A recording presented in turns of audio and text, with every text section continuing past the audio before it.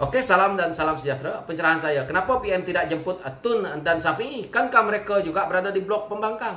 Mereka juga bersama tidak menyokong pembentukan kerajaan yang terbentuk ini. Jadi, apa yang kita lihat, yang berlaku pergolakan di bawah yang mengatakan bahwa tujuan perjumpaan ketua pembangkang bersama blok pembangkang yang ada dalam PS itu adalah untuk kita menjalinkan kerjasama untuk menangani masalah pandemik dan juga masalah ekonomi yang mana dititahkan yang di Pertuan Agong. Ini jelas semua rakyat tahu. Mereka yang menjadi kerajaan yang ada hari ini juga perlu bertanggung jawab dengan isu ini, karena apa yang berlaku, perebutan kuasa yang telah pun berlaku ini adalah hasil daripada kesalahan mereka. Hari ini untuk mereka nak meminta pertolongan daripada pihak pembangkang itu terserah. Kalau ada daripada jalinan kerjasama di antara mereka, kehendak ketua pembangkang ataupun blok-blok pembangkang bersetuju, maka jalan, tidak ada masalah. Cuma yang menjadi isu persoalan ini, kenapa tidak menjemput Tun dan Syafi'i ini tadi? Karena mereka ini mewakili parti mereka, yang mana Tun mewakili Pejuang, yang mana Datuk Seri Syafi'i Apdal mewakili Parti Warisan. Di sini kita lihat apa yang ada dalam politik yang mana selalu dimainkan oleh UMNO, yang mana dulu kita tahu juga bahwa apabila terbentuknya kerajaan mereka yang kukuh dahulu itu, yaitu Barisan Nasional, yang mana kita tahu mereka mengamalkan sistem yaitu pecah dan perintah. Ini yang saya lihat di sini, yang mana kalau kita lihat apa yang akan berlaku, yang mana UMNO berada dalam kerajaan yang ada hari ini dan mereka berjaya menjadi Perdana Menteri yang baru ini, mereka cuba mencari jalan bagaimana mereka keluar daripada keresahan politik mereka ini, yang mana politik UMNO hari ini sudah lemah sebenarnya. UMNO sudah lemah di waktu 2013, UMNO dah sebenarnya kita lihat semakin lemah, yang mana di waktu itu Barisan Nasional pada PRU ke-13 itu, Barisan Nasional merundum undi kedudukan penyokong untuk mengundi pada Barisan Nasional waktu itu sudah merundum jauh. Begitu juga apabila 2018, maka Pakatan Harapan telah pun berjaya memenangi pilihan raya. Ini telah pun kita lihat dan terbukti.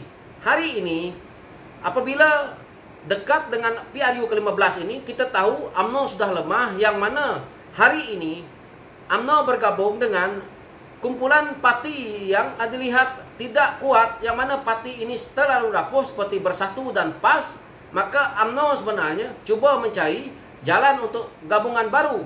Tetapi kerana Presiden UMNO telah pun mengeluarkan no Anwar, no DAP, maka seperti orang tua kata, apabila terajak perahu, maka kita boleh undur. Tetapi terajak kata-kata, inilah padahnya. Dengan cara apa UMNO nak bergabung ataupun nak mencari ataupun nak menjalankan kerjasama dengan pihak pembangkang, ialah melalui Perdana Menteri yang ada. Pada saya, ini adalah satu strategi licik UMNO, yang mana kita tahu dia sekarang bersama dengan Bersatu dan PAS.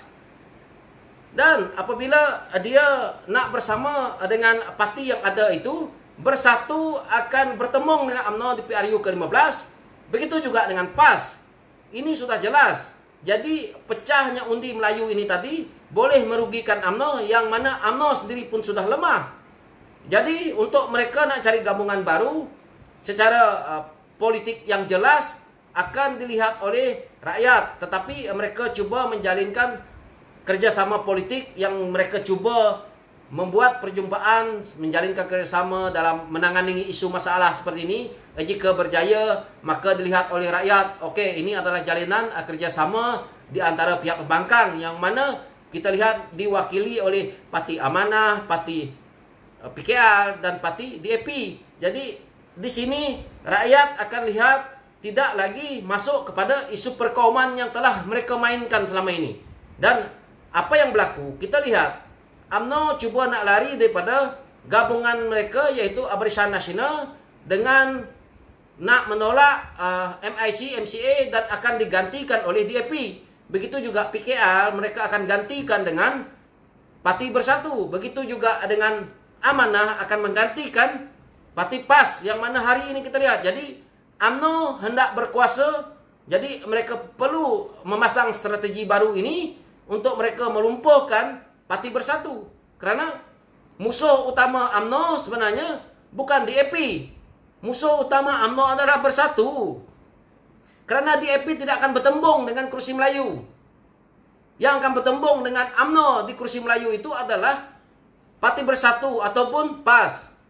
Inilah hakikatnya. Jadi apa yang mereka buat ini adalah satu pada saya politik licik, tetapi ada kebaikan, tetapi kita boleh lihat semula, tetapi apa yang telah pun dikeluarkan oleh pemimpin UMNO, terutamanya Presiden UMNO yang no Anwar no DAP, akhirnya kita boleh lihat akan memakan diri, karena itulah orang kata politik ini tidak ada yang mustahil. Mereka yang telah pun lama tidak menjalinkan kerjasama, yang mana UMNO sendiri pernah kita lihat telah pun bergaduh begitu lama dengan Parti PAS, yang mana sampai kiblat 1, kiblat 2, UMNO 1, PAS 1, sembelihan PAS tak boleh makan, sembelihan UMNO tak boleh makan.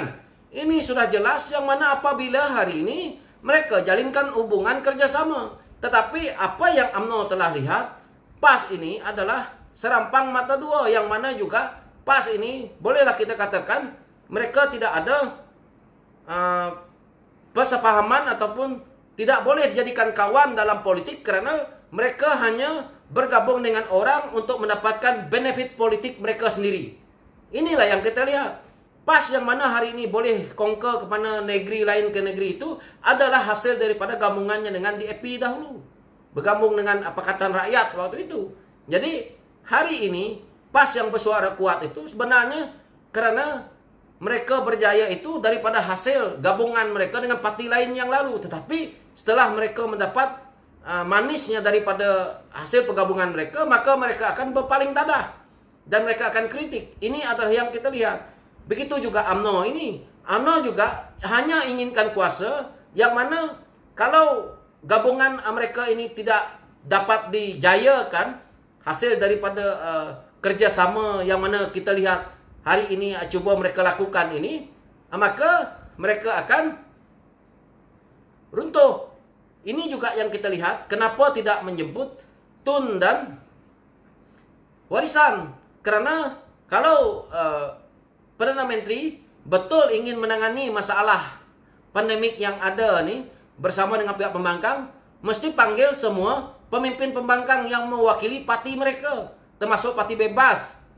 Tetapi apa yang berlaku, cuma panggil pihak pembangkang, yaitu 3 orang, yang mana kita tahu ketua pembangkang yang mewakili PKR juga, yang mana juga kita tahu Datuk Seri Anwar Ibrahim, yang mana Parti Amanah diwakili oleh Presiden Amanah yaitu YB Masabu, dan DAP diwakili oleh YB Lim Guan Eng.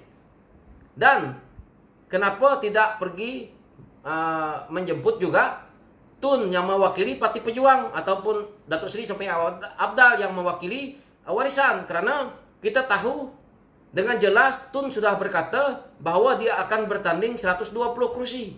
Bermakna di sini semua parti pun dia langgar. Jadi Warisan ini pula UMNO pun tahu bahwa dia hanya parti lokal yang berada di Sabah.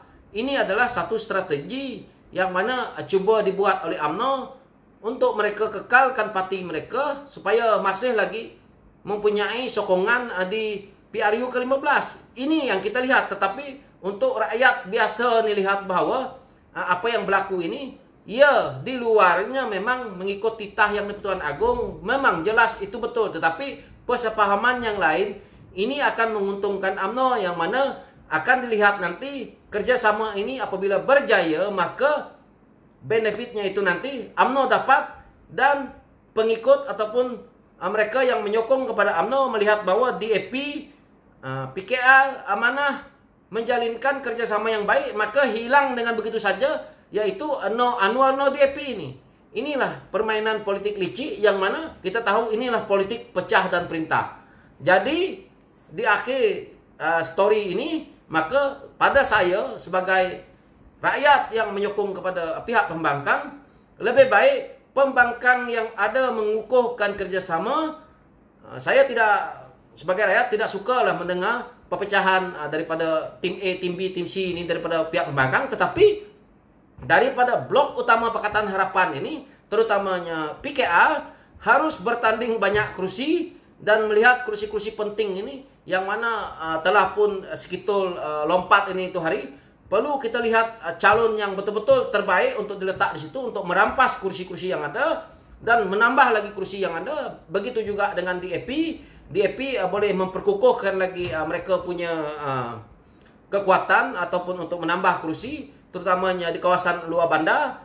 Dan Parti Amanah perkukuhkan lagi kursi-kursi mereka yang mana kita tahu PAS hari ini pun sudah lemah. Ini adalah peluang untuk Parti Amanah membawa banyak kursi, dan ini adalah yang kita lihat daripada Parti Bersatu dan juga Pejuang ini. Pada saya untuk PRU ke-15 ini pihak pembangkang yaitu blok PH ini mereka bertanding dulu semua, tetapi setelah menang atau kalah nanti setelah selesai PRU ke-15 maka kita lihat dan gabungkan semula, jadikan PH Plus.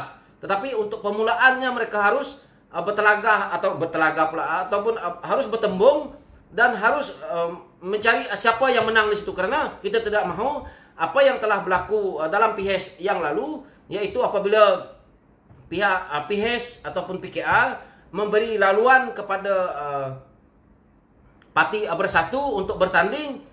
Yang pertama mereka gagal menang, yang kedua pula mereka telah pun mengkhianati parti.